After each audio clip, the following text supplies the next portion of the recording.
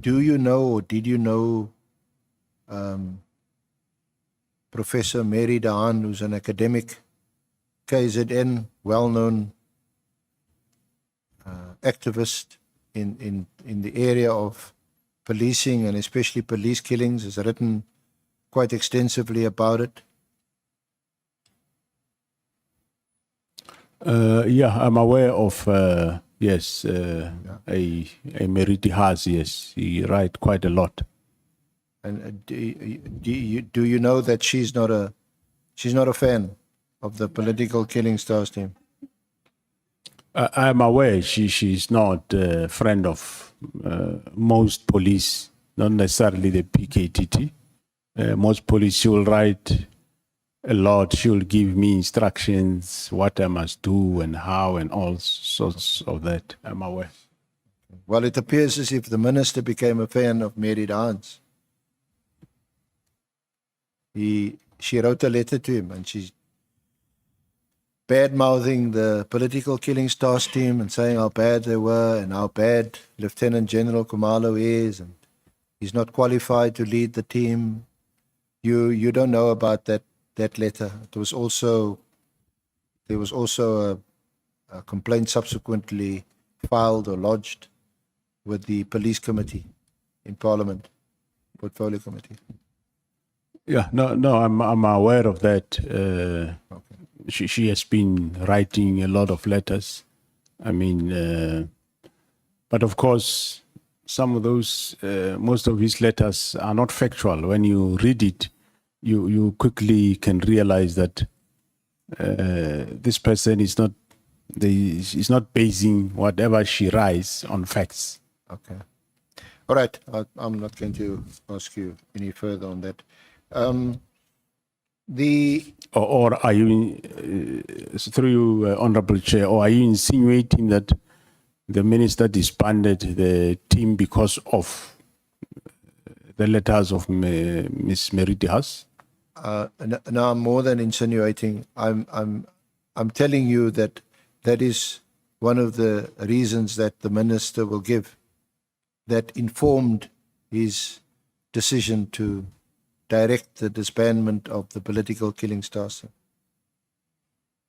And that she wrote to him on the 24th of October, 2024. Then, through your Honorable Chair, if that's the case, then not only us as police should be concerned, I think the whole South Africans should be concerned if a Minister of Police can base his decision on letters from an individual like Meriti Haas. Yeah, of course, to be fair, he gives other reasons. The budget. He says in 2024, I think March, the budget for the task team was reduced quite substantially, which shows that, it was scaling down its activities. He refers to the letter. What's the other two reasons? Okay. Have Honorable Sauls. Sorry. So anyway, I just wanted to give you the opportunity to comment on what some of his reasons might be. But I mean, what's also, of course, curious.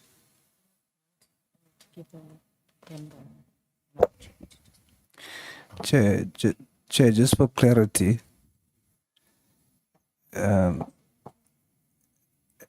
Advocate Arnse is presenting evidence on behalf of the minister who's going to be a witness here and is expecting the current witness, National Commissioner, to answer on that. But what concerns me more is that the advocate is making an assertion.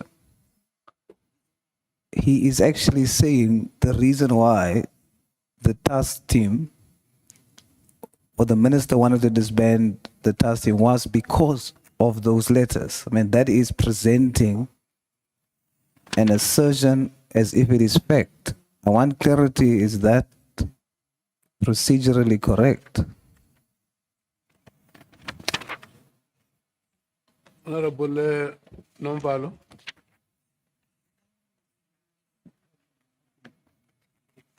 Chair, my understanding is that there's absolutely nothing wrong that has been done by the SC because he is putting a proposition to the witness. The witness has a right to deny or accept that proposition and qualify. If he denies, he must qualify, and if he accepts, he must qualify. He is not putting it as facts to say these are the facts that you cannot contest. So he's putting a proposition. So it is up to the witness to either deny or accept. So there's absolutely nothing wrong. That is my understanding. Okay, then the question is the letter that the SC is referring No, to but part this of is the out of order, statement? Chair. People can't just patch in like what he's You are doing. just doing the same thing. You can't just patch in. I was on the floor. I'm asking, Chair, is the letter that we are dealing with now in the statement? Honorable Sauls. And Chair, I just want clarity. Is the letter... wait, just hold a moment, respectfully. So, the two honorable members, Honorable Sauls and Honorable Nomval, the people of this country are watching you, and they want to see your best and the best out of you. Can you please show them your best and show them the best out of you? I respect that you do that in the name of the people that we claim to serve. Please. Can we then come back to the meeting? Can I note hands of members who want to speak? Honorable Sauls, Honorable Cameron, Honorable Sangoen. Yeah. Can we speak in that? Or just hold. SC, General Masemola, just a moment. Okay, Honorable Sauls. My understanding is that senior counsel is leading evidence, so he needs to deal with what the commissioner has submitted to us. So my question is, the letter that he's referring to, despite the assertion, is it part of the National Commissioner's statement?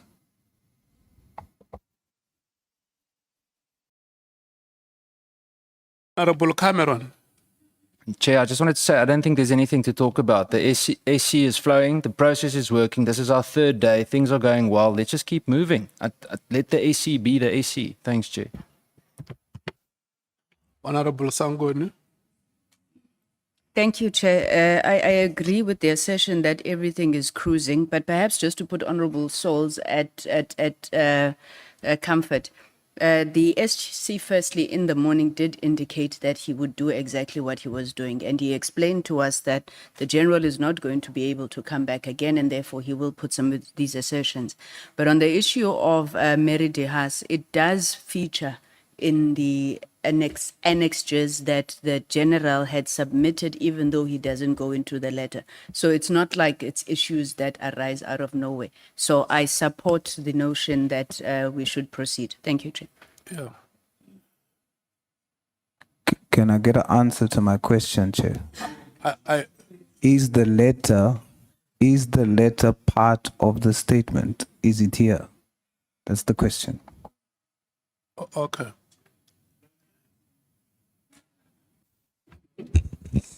Honorable Malema. No, you need to reprimand the behavior of that honorable member. You just called him to order and he's repeating that. He just badges like we're in a cell. Prison cell. Please, man. They must speak through you. You call them to show the best of them. The honorable member, the other one is showing the best of it. He's repeating that other ugly part we don't want to see. Of just badging.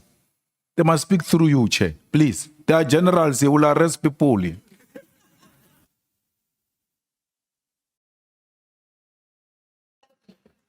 Honorable Ngola. No, Chair, I think also in this submission we must pay attention. The submission by Honorable Sangoni does suggest that what does this which the SC is saying is part of the attachments in the volumes of evidence that have been submitted to us. So I don't know Honorable Sauls' question that he wants to be answered. Because this matter has been resolved. Can we proceed, Chair, please? Honorable Sauls. Chair, firstly, you must confirm to Honorable Malema that before I came and spoke, you looked at me when I raised my hand. So I wasn't out of order. That's number one. Number two, I'm not the one who's convicted for a criminal offense. So if someone needs to be arrested, it should be Honorable Malema. However, Chairperson, I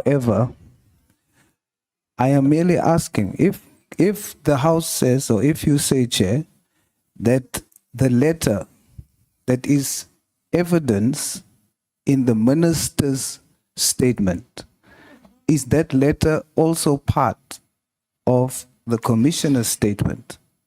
Then let the commissioner say the letter that senior counsel is referring to is what he gave us. Why was the commissioner not able to answer? He had to come back and ask, are you insinuating? And the reason why he did that is because it's not him that submitted that. But if I am wrong, I am willing to step back, Chair. But I have the right to ask for clarity. Thank you. Sir. Look, honorable members, we have had a very exciting ad break. Do you still want me to give you time to go on? Maybe part of the country enjoys this moment. SC, all the documents are attached, isn't it? The matter of Meridi Haas is not coming for the first time before this committee. And it has also been spoken at length during the appearance of General Mkhwana. So it's very important to the general who is the accounting head of the SAPS. Even if he says, I don't want to comment about this matter, but it must be brought to his attention. And we want to request you to understand, Honorable Sauls, that the senior counsel is right to put the matter to General Masemola. Thank you so much. Okay. My question was, is the letter, show me the letter as part of the statement. That's all I want to know. Is the letter part of the statement? No, the evidence leader didn't answer. Okay. Is the letter part of, and point me to the letter, please, Chair. Senior counsel, the honorable member wants to hear you speak on this matter. Thank you, Honorable Chair. The letter is not part of the it's not part of General Masemola's statement, obviously. It was discussed. I think someone made a valid point that I think you did. It was discussed at length. In fact, not from questions that I put to Lieutenant General Mkhwanazi, from questions that arose from the honourable members yesterday at length. He spoke about the Haas. He had quite a few interesting floral things to say about Mr. Haas, which we won't repeat here, General, in front of you. You might just reprimand him. But so it was discussed. The letter, what I'm doing is, while we have the benefit of having General Masemola here, I'm putting to him, this is what Minister Mkhunu is going to say, are some of the reasons that he's going to give that informs his decision of the 31st of December. It's for his comment. Otherwise, he's going to sit at home watching the TV maybe. Minister Nkunu sits where he's sitting now, gives his evidence, and he said, no. But this is the first time I'm hearing this. I'm giving him an opportunity to comment. He may refuse to comment, decline, or say, okay, I hear you, and we move on. Thank you.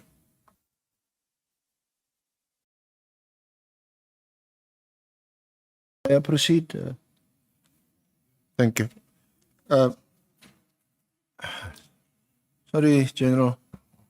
While I'm at it, I might as well give you the 4 reasons he gives, and you can comment. The one is he says he received a number of WhatsApp complaints about this killing task team.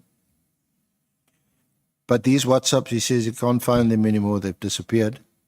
So we'll ask him about that. The other one is the Dahan letter, which is a lot more detailed. The third one is the budget.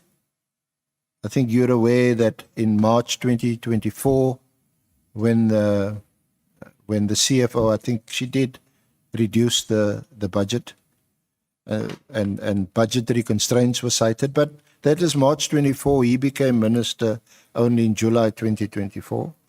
And then there's also a work study by someone called some police officer, Fisher or somebody, and that work study does feature in the Sabia affidavit.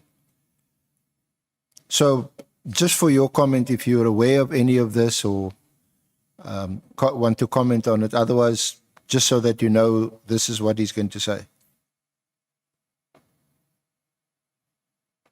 Thanks, Honorable Chair and members. Senior Counsel, you say the second one. What is the second one? It's the WhatsApps, it's Dahan, it's the budget, and the work study. That work study, just in case you can't remember what it was about, it's by an officer, surname of Fisher. Marais. Sorry. Marais. It actually is a work study that relates to several of the specified projects and task teams, including narcotics and other task teams. And one of the items there is political killings. And then the minister latches onto that part of it, political killings, as a justification or a reason why he took a decision. Can you recall that work study? Through you, Honorable Chair, I will respond to Senior Counsel. I don't get the number 2. After WhatsApp, what's the second one? The Dahan letter. The Han. Dahan, yeah. Das. Or the Haas. Oh. All right. My Afrikaans is not so good this afternoon. Okay. Thanks, Honorable Chair. Well, we didn't know with WhatsApps, as you say.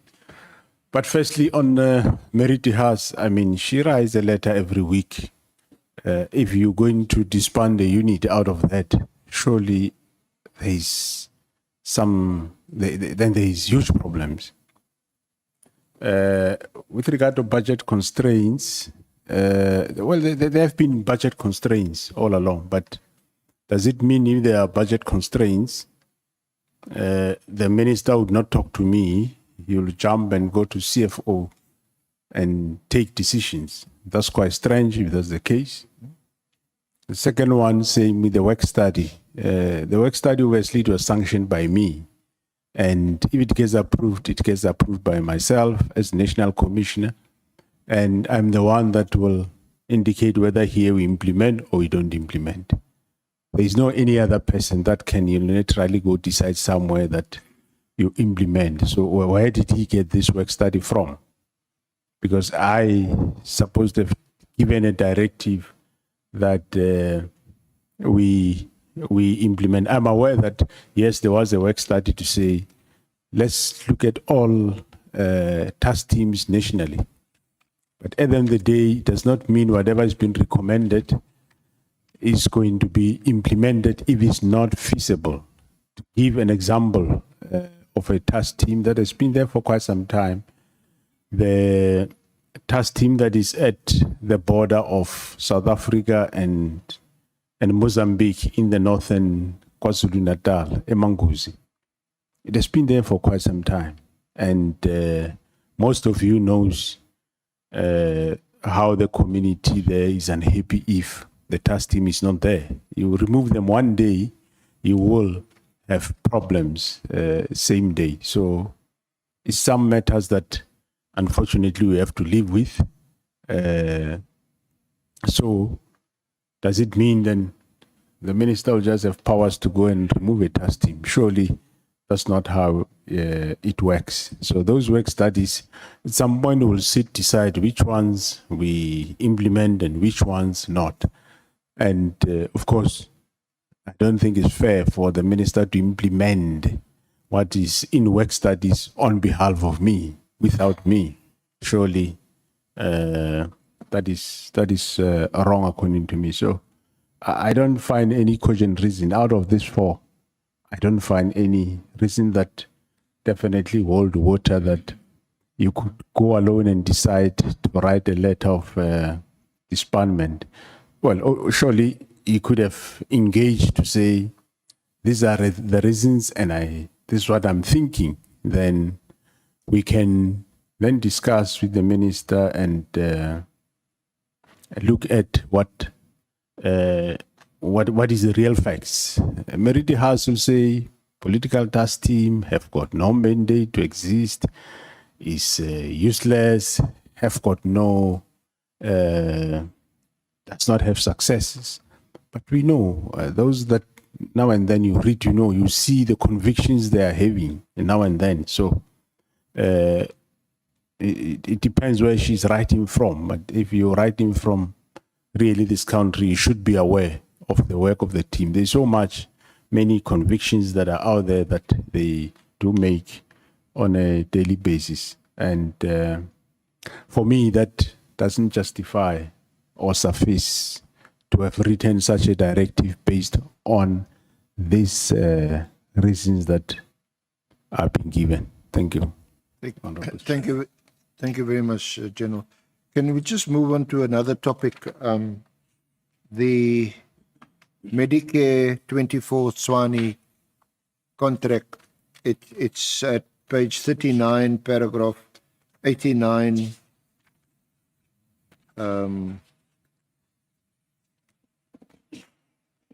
Through to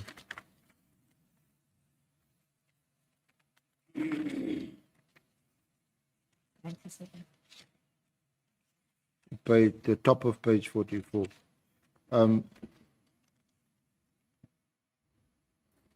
Now, just before we go into a bit more detail and just as briefly as you can, just describe to us what this was a huge contract, a multi-million rand contract. 360 million rand contract. How would such a contract be awarded? Just briefly, what are the procurement processes that would have to be followed before an award is made of a contract of that size? Thanks, Honorable Chair. On just a background, contracts will be advertised and people will bid. So in this case, it was also the case that a health risk management contract for SAPS was advertised at some point, and there was, when a contract gets advertised, there is what we call the bid, first the specification committee, and secondly is the bid evaluation committee. And the bid evaluation committee, they will evaluate, recommend whatever they recommend to the bid adjudication committee. And the bid adjudication committee will then do their processes for adjudicating and then end up with allocating a bid and sign off a bid. So in this case, the same thing happened. They advertised. Sorry, General. So the bid adjudication committee will they will still recommend that an award be made to such and such a bidder. You would still, do you sign off the approval of that bid, or is it the minister? No, it is signed off by the divisional commissioner of supply chain management. Okay. It's delegated to that level. So it doesn't really land on your desk. No, it doesn't. Doesn't at all. So who appoints? There's also, you advertise, and then there's a sifting process. Yeah, the sifting process is that bid evaluation committee that gets appointed. That's the committee that does the sifting, and from there they will do, in terms of supply chain processes, whatever evaluation, whether they do through point system, whatever, and then they will recommend to the bid adjudication committee. So in this specific one, the same process was followed, and the BAC then allocated this to Medicare 24 Tshwane district.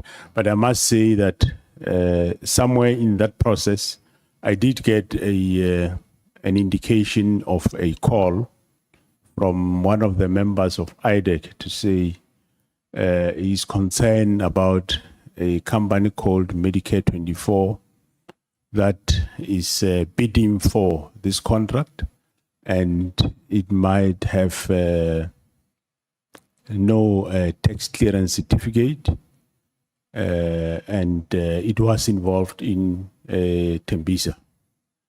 And I did inquire from the relevant officials, which there was an acting divisional commissioner by then. I inquired about that, and the response I got was that people get given a specific period to submit an updated tax clearance certificate, which in this case, Medicare 24 have submitted a valid tax clearance certificate, and also Medicare 24 is not blacklisted by the National Treasury on the central database. As a result, they are free to bid like anybody else. And I think, yeah, that was I gave them that feedback, and that was it.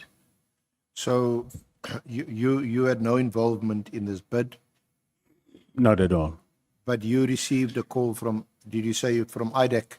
That's correct, You got a Honorable call Chair. from IDEC. You can't remember who from IDEC phoned you. I think it's a Mr. Perumal. Mr. Perumal. Yeah, I might be either him or the other one, but I think. And the concern was raised about one of the tenderers. What in particular was the concern raised? He said they are involved in the tender in Tembisa, which they are investigating. At that time, did you know who the tenderer was? Either the name, well, you obviously got the name of the entity, the company, because that is how you had the matter investigated. Yeah, well, I didn't know whose tender it is. I must say I didn't even know. I just know he said Medicare 24. So Medicare 24, I know the name in terms of clinics when you go to a clinic, whatever. But I didn't know whose company it is whatsoever. And after I got the response, that was sufficient for me. And I gave the relevant person the feedback, and he was much appreciative. And that's where we ended with the matter. So at the time, you weren't aware that the company referred to was owned by Sumzi Kat Matlala. No. I didn't know that who's the owner of the company, and I also didn't know who's Vusimusi Matlala. I didn't know at all. You let the cat out of the bag because he was subsequently awarded the contract. Yeah, subsequently, yes. Later, I learned that he was the person behind the Medicare 24, and he was awarded the contract. But there was an issue around Medicare 24 and Medicare 24 Tshwane district. So somewhere at the BAC, there was this confusion of Medicare 24 and Medicare 24 Tshwane district. Looks like the other one is a holding company of the other one, something to that effect. To your knowledge, do you know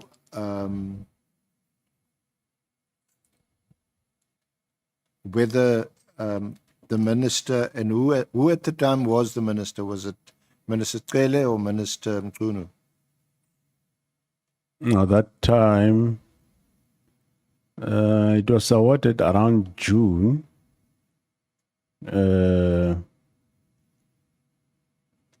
Yeah, it's just looks like, I'm not sure whether it was Minister Kele, but yeah, it must have, because it was awarded in was June. Minister Cele Yeah, it was because Minister Mkunu was in appointed July. July. Yes, yeah, correct.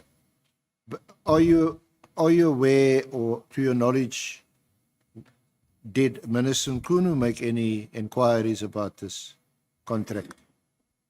Yes, correct. Somewhere in December, he did say we must meet and discuss about the health risk manager contract, which indeed we had a meeting with him on the 24th of December. I think it was a virtual meeting, and we discussed the issue around the contract, the service delivery around the contract, and we picked up that yes, even the performance of the contract was a problem, and so we then agreed that I tasked the internal audit and risk management to go and audit this contract, look at the whole processes, whether this was awarded correctly, yes, no, and all those. And then there was a subsequent follow-up meeting, I think somewhere in February, and then there was a preliminary report by the audit committee that was released. Just check when was that.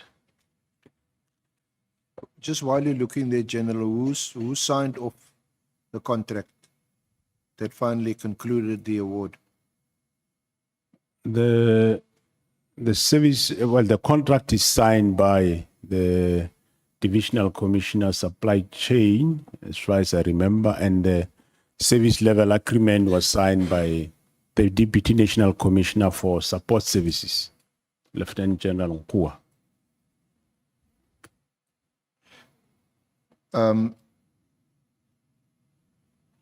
What did you make of Minister Mkunu requesting you in December 2024 for a review of the contract? And what reasons would you, or did you give, or did he give for the review of this contract? Yeah, there was a media article, I think, about a Mr. Ket Matlala, and which also indicated that he got a contract in SARS, and he also mentioned the concern about the matters of whether was this contract allocated or in order, and is the contract performing. So the report was that yes, there are problems with this specific contract, and they did write letters to the relevant managers of the contract of this company, alerting them that they are defaulting in certain areas.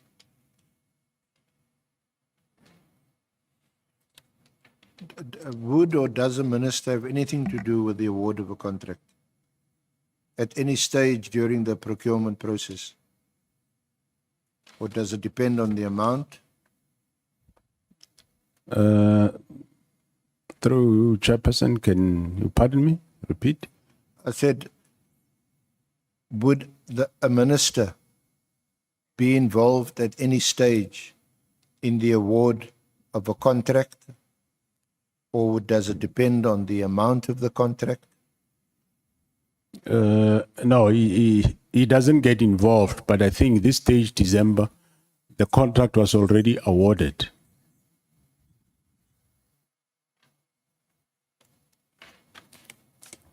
What?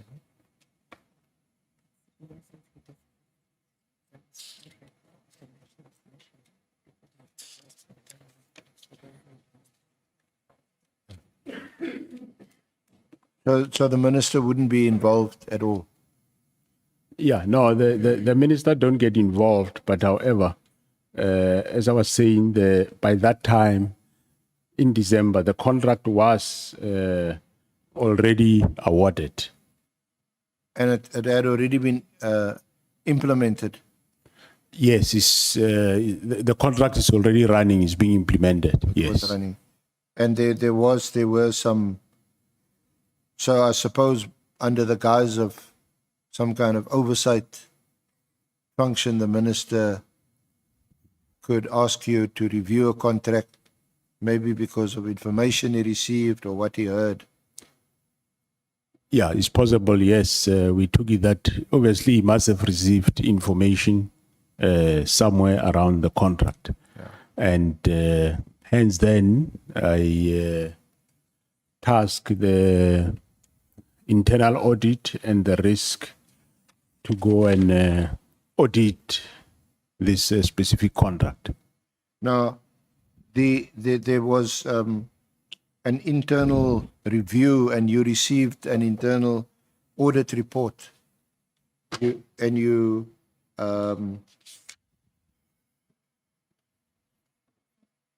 summarized the outcome on page 40, paragraphs 91.1 to 91.4, which indicates or highlights a number of red flags. 91.1 to 91.4. Correct, Honorable Chair. 91.44, 91.1. The Bid Evaluation Committee, that is the BEC, lacked the appropriate skill and competence to evaluate the bid. There was no evidence of individual scoring in the bidding file. The due diligence did not assess the bidders' unethical or ethical behavior in other procurement processes. There was evidence of misrepresentation of facts and bid fronting in the bid documents, and the utilization of facilitators in the bid evaluation process exposed SAPS to corruption risk, which was damaging to SAPS' reputation. That was the preliminary report in January. And then you said, paragraph 92, in addition, the red flags were also raised by the preliminary internal audit concerning Medicare 24 Swani's poor performance. That's correct, Honorable Chair. You then subsequently wrote on the 24th of March asking for reasons why you should not terminate the contract. Yeah, that is correct, Honorable Chair. Yes, I wrote to them to give reasons why we shouldn't terminate. But by then, you had paid, that's obviously SEPS, in January 2005, SEPS paid Medicare 24 Tswane 50 million rand for the health services contract. That is correct, Honorable Chairperson. Well, there was the service that they provided, and they were paid for that service.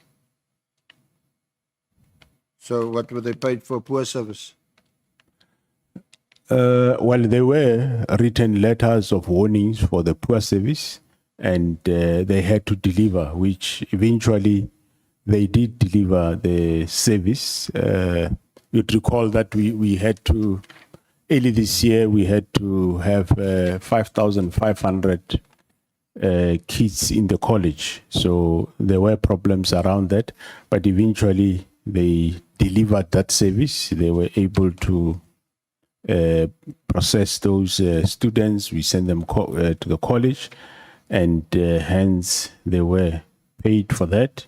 And eventually, after that letter of intention, based on the preliminary report, and then in April,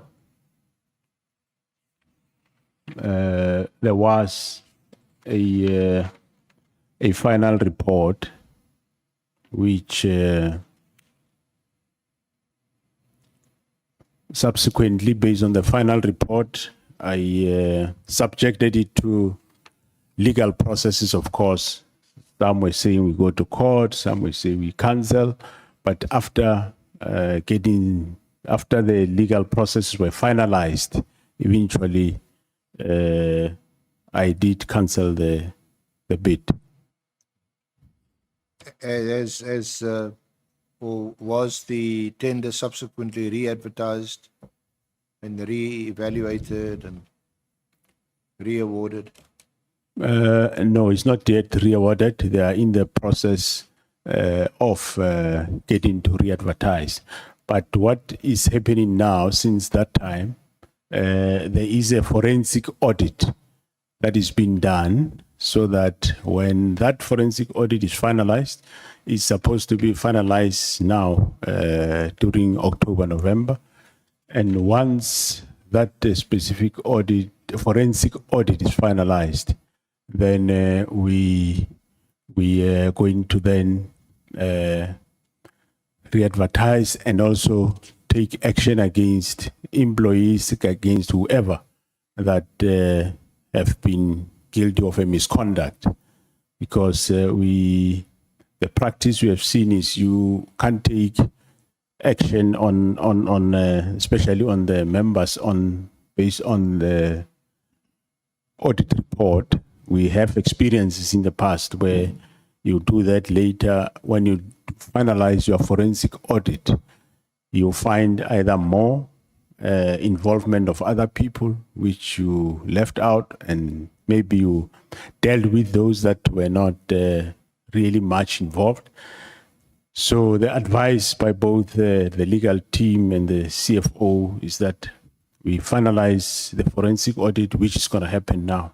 And from there, we take action against those members that are involved. But at the same time, I did undertake a process of reviewing the whole process, that they should be, I'm reviewing the delegation of powers, that certain amounts should be signed off by various levels, and the divisional commissioners sign up to a certain amount, and I also sign some amounts, I think it's 300 million and up. But also what I introduced in the process is that there should be a property audit, because initially they will go on with all those processes of specification, evaluation, adjudication, and award. And when the audit comes, they come after the fact. So now what I introduce is that after the BAC have finalized their process, but before they can allocate, they must wait. There must be a property audit of the whole process. Only once that have happened, only then can they award. There are various schools of differing legal opinions in that, but I said that is the same way we go that route. And yeah, if there are those that challenge the process, we'll take it from there with the legal people. Okay.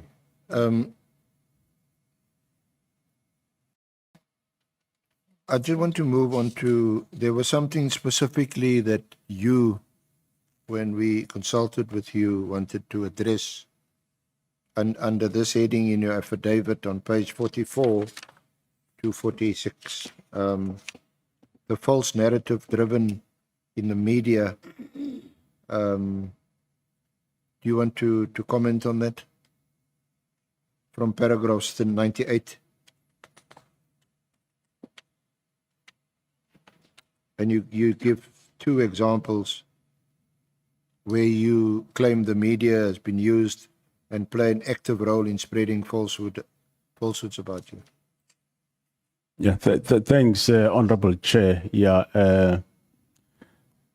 well, some of the media and some of the honorable members, I say that there is a deliberate effort by certain politicians to discredit me and cast doubt on my integrity. In this regard, I would highlight two examples where the media are used and played an active role in spreading falsehood about me. Around May, June 2025, stories began to appear in the media that the IDEC was about to arrest me, and that warrant of arrest has been issued, and even reported that I was in my office and I was shivering with fear, similar ways to that effect.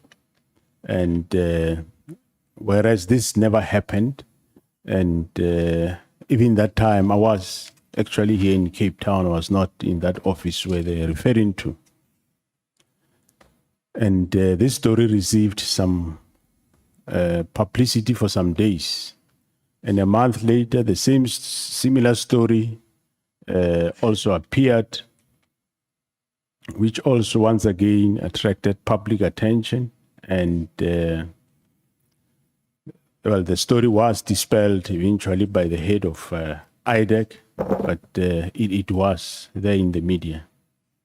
Now, the question, however, begs to be asked as to who would spread such falsehood and what would be the intention.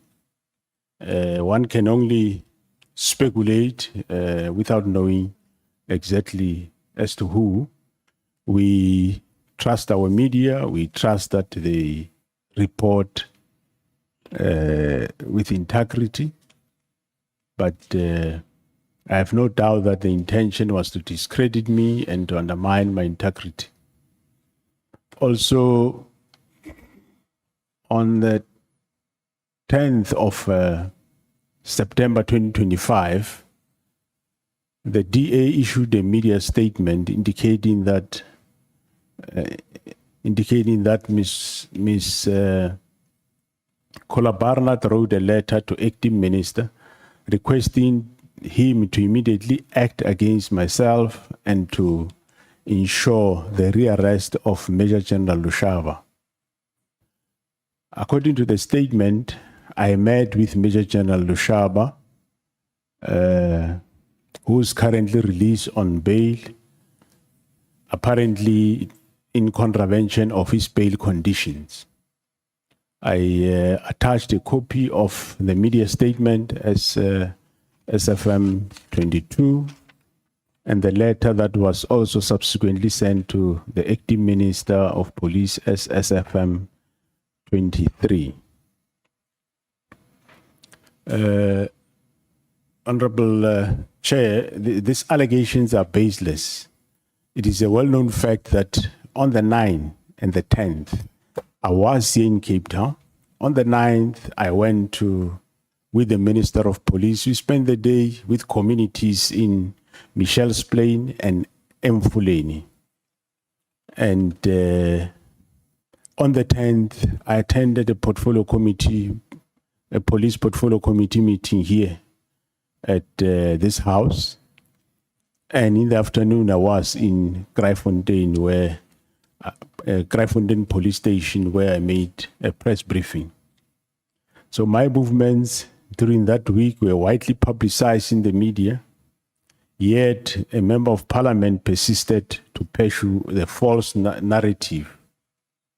According to the media statement, the bail conditions of General Lushaba prevented him from having contact with state witness, and he was apparently prevented from entering any crime intelligence premises. These allegations do not correspond to any bail conditions imposed on Major General Lushaba. Yet a media statement from a political party indicates that I disregarded the law. I can only guess what the motive of the statement would be. I wouldn't know. But as I said, my movements were widely covered. I was in Cape Town. And Major General Lushaba have got no bail conditions whatsoever. So I don't know what objective. I thought members of this House will only report facts and not report, I would say, gossip. I don't know. And I don't know where they get the facts, and I don't know what the objective is. But if the member do have facts, it will be fair enough to produce. Maybe there is something I don't know. But to say I met General Lushaba, whereas I'm in Cape Town, is in Pretoria, I wouldn't know how does one come to that conclusion. And, well, if ever I met him, is there any criminal offense? But here, in this case, the fact of the matter is I never met the person. I was here for the whole 2 days. And somebody issued a statement to that effect. So those are some of things that I'm sure members of this House are being respected. So if you make a statement, I'm sure the public take you serious in what you are saying. Now, here the statement is out, and is wrong, is false. So life goes on. I think it's quite unfair. I wouldn't know what is the motive, but it is not correct. Thank you very much. So, General, would you, obviously that's noted, and no doubt the committee has noted it, and it's noted, and no doubt the committee will report on it to the National Assembly. But would you go as far as Lieutenant General Mkonazi, who has demanded that the State Security Agency conduct an investigation into some journalists, I think one or two of whom he's named, given the, you've seen subsequently the criticism from the media that this obviously is a violation of press and media freedom, and to call for such an investigation would be unconstitutional. Yeah, thanks, Honorable Chair. Maybe I will not go as far as that. We do engage SANEF now and then, and we will continue engaging them.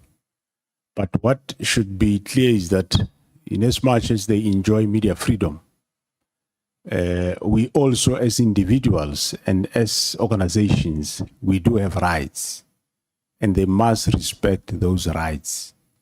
We are human beings like them, and spreading falsehood is not the correct thing to do. You are just damaging, not necessarily attacking Masemola as an individual, but you are also causing more damage to the organization with those type of falsehoods. So I wouldn't go as far as say maybe state security investigate. No, I think there is a body of that controls the media. That body should be accountable for their members, and they should call on them to report responsibly. You can't just go out, report anything that you pick up from anybody. Yeah, if it seems to be pretty obvious that if you allege, like Lieutenant Nkwenazi has done, that some journalists are being paid, because that's really where he comes from. And I don't know if it happens in your case, they're being paid to spread stories, false stories, or plant false stories. Then one must get to the root cause, and those are the people who are apparently involved in criminal syndicates, drug syndicates, and paying journalists. Those are the ones one must go after and catch them. Yeah, if you investigate, yes, you can investigate those that pays them. Of course, that statement is not necessarily to say is a lie. It's not a false. It's not a lie. There are those that are being paid to do this type of dirty work. Yeah, and of course you've got recourse. Like you've highlighted in this affidavit, there's nothing stopping you from complaining to the press ombud, lodging a complaint, and the press ombud must investigate your complaint. No, I agree, Honorable Chair. Thanks very much. I'll do so. Just lastly, it is something that I raised with you only this morning, because it only happened this morning. So it's not in the affidavit. We see in the media now of the arrest of Lieutenant General Sabia. Or a raid, sorry. See, I'm also maybe reading the wrong media. A raid conducted on Lieutenant General Sabia. Are you aware of it? Yeah, because I was busy doing everything preparation, Honorable Chair. At one of the breaks, I was informed that there was a search and seizure warrant where the investigation team went to collect gadgets. They were not arresting anybody. It was just a matter of apparently looking for people to get the gadgets. So I'm sure they missed each other in the process there. I will still be briefed as I get out here. That's the little I can say. Thank you. And also I mentioned to you this morning, and subsequently, Chair, maybe you didn't have an opportunity, the letter was copied to the evidence leaders, that there was also an attempt to obtain these devices from Gabinde and Minister Mchunu. Yeah, when I got the brief, that is exactly what I was told, that they were looking for the people's gadget, not for the people. So again, it was just to obtain their mobile, their cell phones. That is correct, Honorable Chair. Not to arrest them. No, they say they were looking for gadgets, not for arresting people. Yes, because we want Lieutenant General Sabia to be here on Monday. No, he will be here, Honorable Chair. He will be here. Although this committee does have the power to order the head of a prison to release a detainee to come and give evidence here, Yeah, no, I was told that they were looking for gadgets, not arresting people, Honorable Chair. Thanks. Maria? Thank you, Honorable Chair and Honorable Members. General, thank you very much for your cooperation and for your evidence. From what we've heard so far, we wish you the best of luck, but also quite happy to hear that the good people in the service are doing their job and keeping us safe. Thank you. Thanks, Honorable Chair. Thank you. Not bad. Eh? Hey, this 2 minutes. you need 2 more minutes. Okay. No, I said just out by 2 minutes. Maybe it's that last over. You can use those 2 minutes. Are you done? Look, my honorable members are surprised. I mean, it's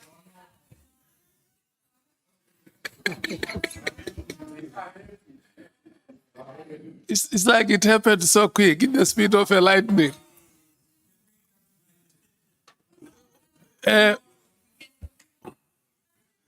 Senior counsel, since we started, this is the shortest round ever. And Honorable Malema agrees with me that this is the shortest round ever. Oh, okay.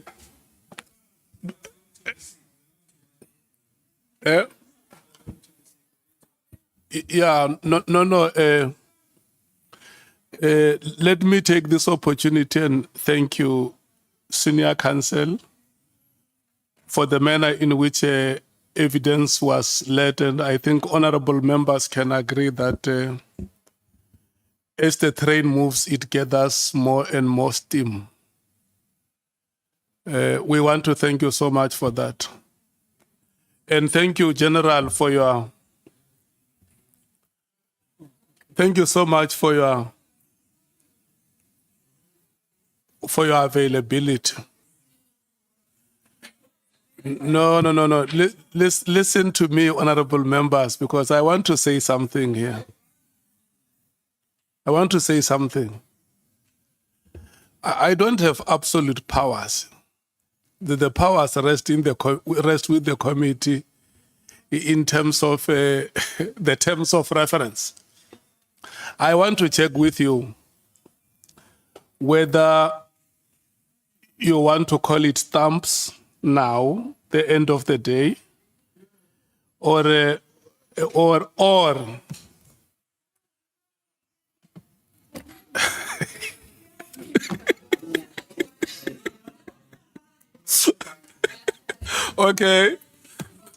okay, honorable members,